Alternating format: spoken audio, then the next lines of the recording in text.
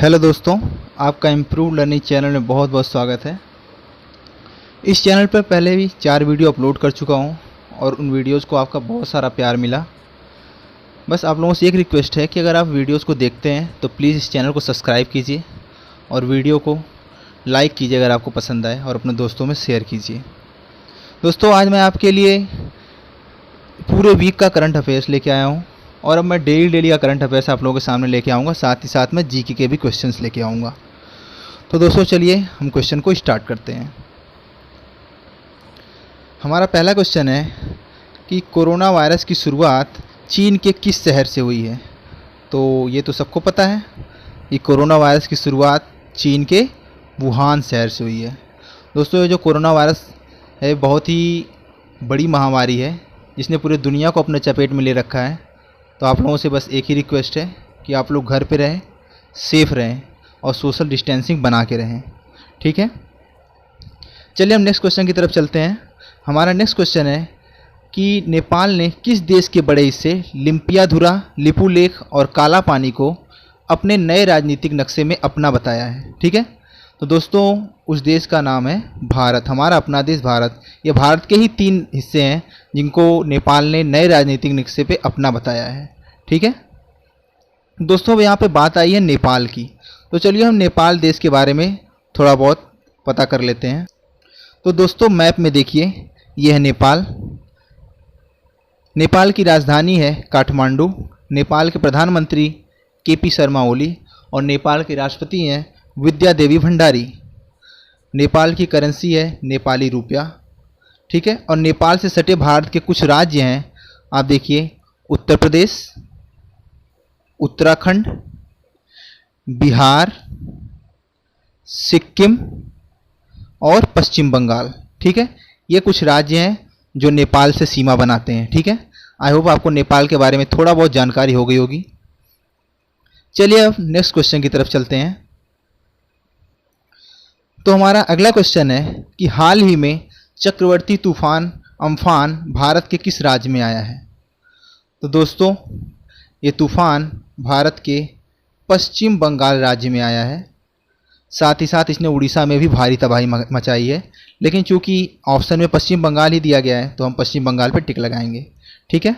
हमारा next question है कि हाल ही में प्रधानमंत्री ई विद्या कार्यक्रम के लिए कितने विश्वविद्यालयों का चयन किया गया है। तो दोस्तों, इसका आंसर है 100 विश्वविद्यालयों का चयन किया गया है। प्रधानमंत्री ई विद्या कार्यक्रम के लिए 100 विद्यालयों का चयन किया गया है। अब यहाँ पे शब्द है ई विद्या, तो इसके बारे में थोड़ा जान लेते हैं कि ई विद्या कार्यक्रम क्या है। ई विद्या कार्यक्रम के तहत क्या है कि कक्षा 1 से 12 तक के बच्चों के लिए 12 इंडिविजुअल चैनल बनाए जाएंगे जो डीटीएच पे इनका प्रसारण होगा, ठीक है। 12 अलग अलग चैनलों का डीटीएच पे प्रसारण होगा। तो ये है हमारा प्रधानमंत्री ई विद्या कार्यक्रम, ठीक है। आई होप आप लोग को इसके बारे में थोड़ी जानकारी हो गई होगी। चलिए दोस्तों, अब नेक्स्ट क्वेश्चन पे चलते हैं। हमारा अगला क्वेश्चन है कि हाल ही में अलीबाबा के संस्थापक जैक मा ने किस बैंक के बोर्ड से इस्तीफा देने की घोषणा की है। दोस्तों, इसका आंसर है सॉफ्ट बैंक। कि कौन सा बैंक? सॉफ्ट बैंक के पद से इस्तीफा देने की घोषणा की है, ठीक है। चलिए चलते हैं अगले क्वेश्चन की तरफ। तो दोस्तों, हमारा अगला क्वेश्चन है कि रत्नाकर मतकरी का हाल ही में देहांत हुआ है, वह किस क्षेत्र से जुड़े थे। तो दोस्तों, रत्नाकर मतकरी एक प्रसिद्ध महाराष्ट्र के प्रसिद्ध लेखक थे, उनका हाल ही में देहांत हो गया है। तो दोस्तों, यहाँ पे महाराष्ट्र की बात हुई है, तो चलिए मैप में देख लेते हैं महाराष्ट्र। तो दोस्तों देखिए, मैप में ये है महाराष्ट्र, ठीक है। महाराष्ट्र की राजधानी है मुंबई। महाराष्ट्र के मुख्यमंत्री हैं उद्धव ठाकरे। महाराष्ट्र के गवर्नर का नाम है, राज्यपाल का नाम है भगत सिंह कोश्यारी। और अभी महाराष्ट्र के उच्च न्यायालय में नई नियुक्ति हुई है मुख्य न्यायाधीश की, उनका नाम है दीपंकर दत्ता। तो महाराष्ट्र से आपको इतनी जानकारी होनी चाहिए। चलिए चलते हैं नेक्स्ट क्वेश्चन की तरफ। हमारा अगला क्वेश्चन है कि हाल ही में किस विश्वविद्यालय ने पब्लिक हेल्थ स्कूल की शुरुआत की है, ठीक है। पब्लिक हेल्थ स्कूल की शुरुआत की घोषणा की है। तो दोस्तों इसका आंसर है दिल्ली विश्वविद्यालय। यहाँ पे देखिए मैंने साथ ही साथ ये इन विश्वविद्यालयों की स्थापना कब हुई थी उसके बारे में लिखा है कि बनारस हिंदू विश्वविद्यालय की स्थापना हुई थी 1916 में, जेएनयू की स्थापना हुई थी 1969 में, दिल्ली विश्वविद्यालय की स्थापना हुई थी 1922 में और लखनऊ विश्वविद्यालय की स्थापना हुई थी 1867 में। अब यहाँ पे आया है शब्द पब्लिक हेल्थ स्कूल। इसका क्या मतलब है? तो पब्लिक हेल्थ स्कूल की शुरुआत सार्वजनिक स्वास्थ्य पर शोध करने के लिए की गई है, ठीक है, जो कि दिल्ली विश्वविद्यालय ने इसकी घोषणा की है, ठीक है। तो चलिए चलते हैं हम नेक्स्ट क्वेश्चन की तरफ। हमारा अगला क्वेश्चन है कि जीवन अमृत योजना किस राज्य में प्रारंभ की गई है? तो दोस्तों जीवन अमृत योजना मध्य प्रदेश राज्य में प्रारंभ की गई है। तो फिर यहाँ पे बात आई है मध्य प्रदेश की, तो चलिए मध्य प्रदेश के बारे में थोड़ा बहुत जानकारी ले लेते हैं। दोस्तों मैप में देखिए ये है मध्य प्रदेश।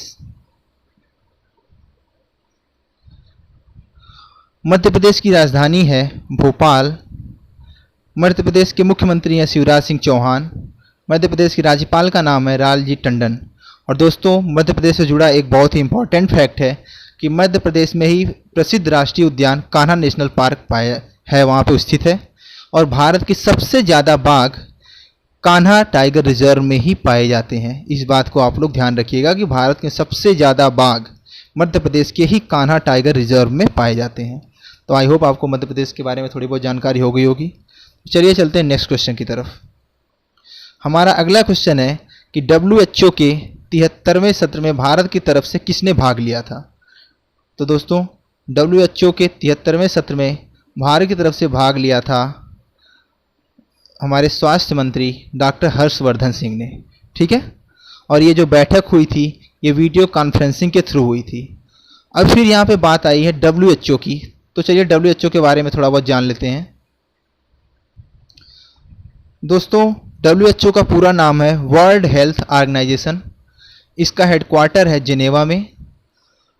इसकी स्थापना हुई थी 7 अप्रैल 1948 को।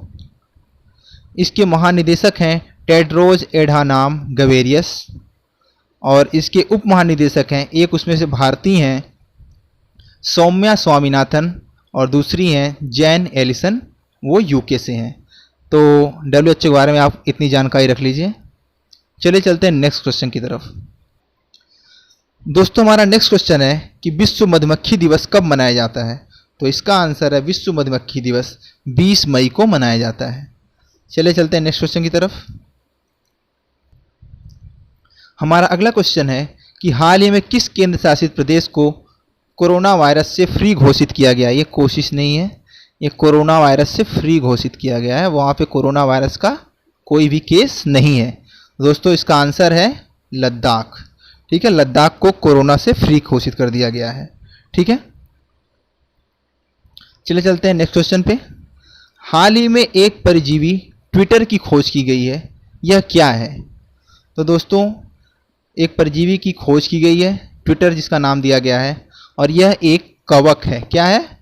एक कवक है। तो दोस्तों यहाँ पे ट्विटर आया है, तो ट्विटर के बारे में थोड़ी सी बता दें कि ट्विटर की स्थापना 2006 में हुई थी और इसका हेडक्वार्टर है सैन फ्रांसिस्को, जो कि कहाँ है? कैलिफोर्निया में है। नेक्स्ट क्वेश्चन हमारा है कि अभी जल्दी ही वीडियो के जरिए KYC एक्सेप्ट करने वाला पहला बैंक कौन बना है? तो इसका आंसर है Kotak Mahindra bank. Kotak Mahindra bank video के जरिए KYC एक्सेप्ट करने वाला पहला बैंक बना है। चलिए चलते हैं हम नेक्स्ट क्वेश्चन की तरफ। दोस्तों हमारा अगला क्वेश्चन है कि नाबार्ड का नया अध्यक्ष किसे चुना गया है? तो नाबार्ड का नया अध्यक्ष चुना गया है गोविंद राजुलो चिंताला को। किसे चुना गया है? गोविंद राजुलो चिंताला को चुना गया है नाबार्ड का नया अध्यक्ष। तो दोस्तों यहाँ पे 3 और नाम दिए गए हैं, उनके बारे में थोड़ा सा बता दें। ये जो राणा कपूर हैं ये यस बैंक के CEO हैं।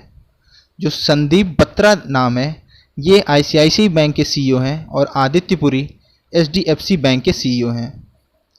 अब यहाँ पे नाबार्ड के बारे में थोड़ी जानकारी ले लेते हैं।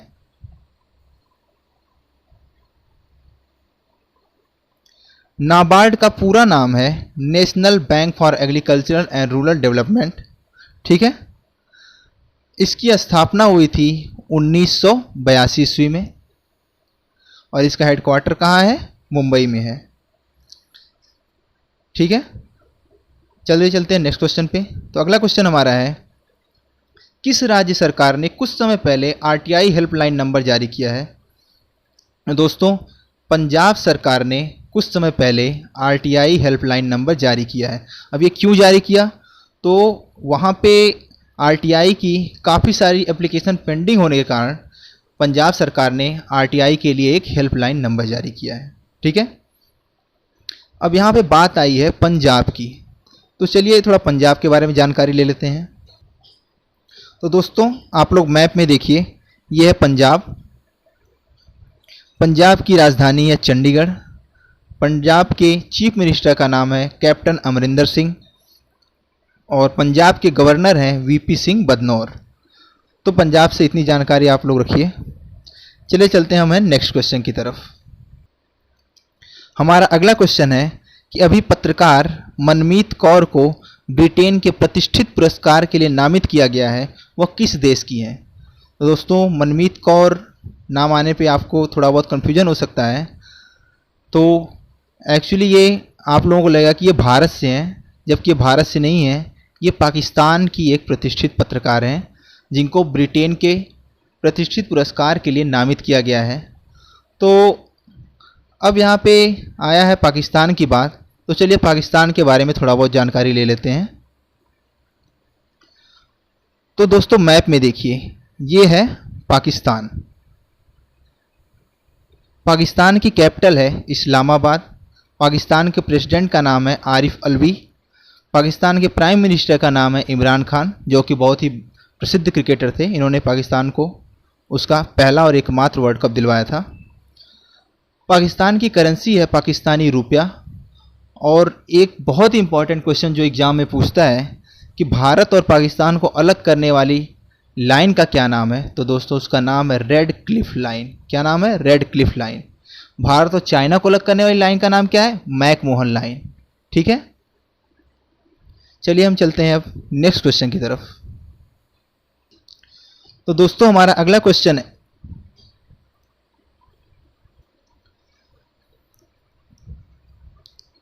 चाइना डब्ल्यूएचओ को कितने बिलियन अमेरिकी डॉलर देने का ऐलान किया है। ठीक है, तो दोस्तों, चाइना अमेरिका को डब्ल्यूएचओ को 2 बिलियन अमेरिकी डॉलर देने का ऐलान किया है। ठीक है, तो यहाँ पे फिर से बात आई है चाइना की। ठीक है, तो चाइना के बारे में थोड़ा बहुत हम जान लेते हैं। दोस्तों, आप लोग मैप में देखिए, ये है चाइना। ठीक है, चाइना की राजधानी है बीजिंग। चाइना के राष्ट्रपति का नाम है जी जिनपिंग और चाइना की करेंसी है रेनमिनबी। जैसे भारत की करेंसी है रुपया, वैसे चाइना की करेंसी है रेनमिनबी। ठीक है, और एक ही बहुत ही लेटेस्ट न्यूज़ ये है कि चाइना की अभी चीन सागर में हलचल गतिविधियां काफ़ी ज़्यादा बढ़ गई हैं। उसका कारण क्या है कि चाइना पूरे चीन सागर पे अपना आधिपत्य चाहता है। ठीक है, जिसका विरोध अमेरिका, भारत सहित कई देश कर रहे हैं। और वो ऐसा इसलिए कर रहा है क्योंकि दक्षिण चीन सागर को खनिज का खजाना कहा जाता है। वहाँ पे खरबों की खनिज जो है समुद्र तट या समुद्र के अंदर क्या है, दबी हुई है। इसलिए चाइना उस पर पूरा अपना हक चाहता है, जिसकी वजह से अमेरिका, भारत, ताइवान और अन्य देशों के साथ चाइना का फिलहाल क्या चल रहा है, तनाव चल रहा है। ठीक है, एक मुद्दा तनाव का तो कोरोना वायरस है और दूसरा तनाव का है कि चाइना अपनी गतिविधियां जो है चीन सागर में बढ़ा रहा है। तो इसके बारे में आप भी थोड़ा बहुत जानकारी रखिए। ठीक है, चलिए चलते हैं हम नेक्स्ट क्वेश्चन की तरफ। दोस्तों, हमारा अगला क्वेश्चन है कि G20 वर्चुअल व्यापार और निवेश मंत्री स्तर की बैठक में भारत की तरफ से किसने हिस्सा लिया। ठीक है, किसने हिस्सा लिया, न है। तो दोस्तों, इसमें हिस्सा लिया है पीयूष गोयल जी ने। ठीक है, हमारे कैबिनेट मंत्री पीयूष गोयल जी ने। अब ये वर्चुअल व्यापार से आप लोगों को एक बात बता दूं कि जो वर्चुअल व्यापार है, इसका मतलब होता है कि वीडियो कॉन्फ्रेंसिंग के थ्रू या ऑनलाइन व्यापार। ठीक है, वर्चुअल का मतलब ही होता है कि ये वीडियो कॉन्फ्रेंसिंग के थ्रू है। ठीक है, चलिए चलते हैं नेक्स्ट क्वेश्चन पे। देश के कितने शहरों ने कचरा मुक्त शहरों की रेटिंग में 5 स्टार रेटिंग हासिल की है। तो दोस्तों, इसका आंसर है देश के 5 शहरों ने कचरा मुक्त शहरों की रेटिंग में 5 स्टार रेटिंग हासिल की है। वो शहर कौन कौन से हैं? तो उसमें से 2 शहर तो हमारे गुजरात के ही हैं, राजकोट और सूरत। एक है मैसूर, चौथा हमारा है अंबिकापुर और पांचवा है इंदौर, जिसको स्वच्छ शहर का भी दर्जा प्राप्त है। तो ये 5 शहर हैं जिन्हें 5 स्टार रेटिंग मिली है। चलिए चलते हैं नेक्स्ट क्वेश्चन की तरफ कि बेंजामिन नेतन्याहू किस देश के 5वीं बार प्रधानमंत्री बने हैं। तो दोस्तों बेंजामिन नेतन्याहू इजराइल के 5वीं बार प्रधानमंत्री बने हैं। ठीक है, तो अब बात आ गई इजराइल की। तो देखिए इजराइल के राष्ट्रपति हैं रूबेन रिवलिन, प्रधानमंत्री तो अभी यही बने हैं बेंजामिन नेतन्याहू, और वहाँ की करेंसी है इजरायली नई शेकिल। क्या है? इजरायली नई शेकिल। ठीक है दोस्तों, चलिए चलते हैं नेक्स्ट क्वेश्चन की तरफ।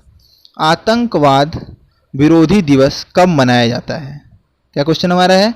आतंकवाद विरोधी दिवस कब मनाया जाता है? तो दोस्तों इसका आंसर है 21 मई।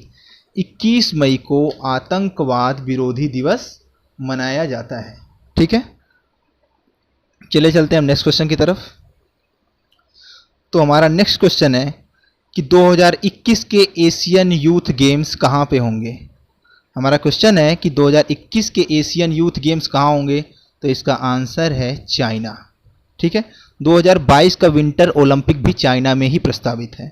ठीक है दोस्तों, अगला क्वेश्चन हमारा है कि केंद्र सरकार ने किस शहर को 100% सोलर सिस्टम से युक्त बनाने की योजना शुरू की है?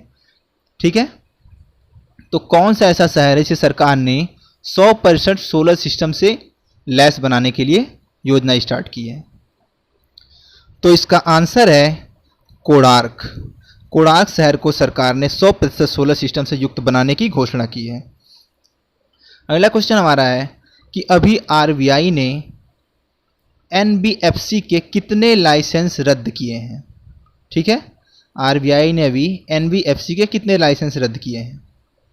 तो दोस्तों आरबीआई ने अभी एनबीएफसी के 14 लाइसेंस रद्द किए हैं। कितने लाइसेंस रद्द किए हैं? 14 लाइसेंस रद्द किए हैं।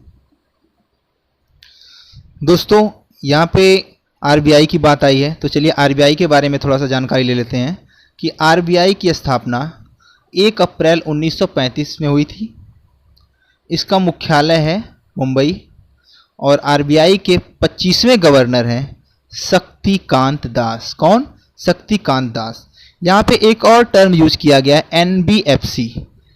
इससे क्या मतलब है? दोस्तों एनबीएफसी का मतलब है नॉन बैंकिंग फाइनेंस कॉरपोरेशन। क्या है? Non banking finance corporation. ठीक है, चलिए हम नेक्स्ट क्वेश्चन पे चलते हैं। मी अन्नपूर्णा योजना किस राज्य में प्रारंभ की गई है? तो दोस्तों मी अन्नपूर्णा योजना महाराष्ट्र राज्य में स्टार्ट की गई है। तो ये क्यों स्टार्ट की गई है? तो ये कोरोना वायरस से प्रभावित किसानों की मदद के लिए ये योजना स्टार्ट की गई है। ठीक है, कोरोना वायरस से प्रभावित जितने किसान हैं उनकी मदद के लिए यह योजना स्टार्ट की गई है। ठीक है दोस्तों, तो दोस्तों ये रहे आपके हफ्ते भर के करंट अफेयर्स। उम्मीद है कि आप लोगों को इससे काफ़ी हेल्प मिलेगी आगामी एग्ज़ाम्स के लिए। आप लोग तैयारी करते रहिए। अभी तो इधर कुछ टाइम तक तो एग्ज़ाम होने वाले नहीं हैं, लेकिन आप लोग तैयारी करते रहिए। मैं आप लोगों के सामने डेली के करंट अफेयर्स और जीएस लेके आपके सामने उपस्थित होता रहूँगा। अगर आप लोगों को ये वीडियो पसंद आए तो प्लीज़ इस वीडियो को लाइक कीजिएगा और वीडियो के साथ इस चैनल को भी सब्सक्राइब कीजिएगा और बेल का नोटिफिकेशन आप ज़रूर दबा दीजिएगा। ठीक है, जिससे आप लोगों को जब भी मैं नई वीडियो डालूं तो आपके पास उसकी जानकारी पहुंच जाए। थैंक यू, शुक्रिया।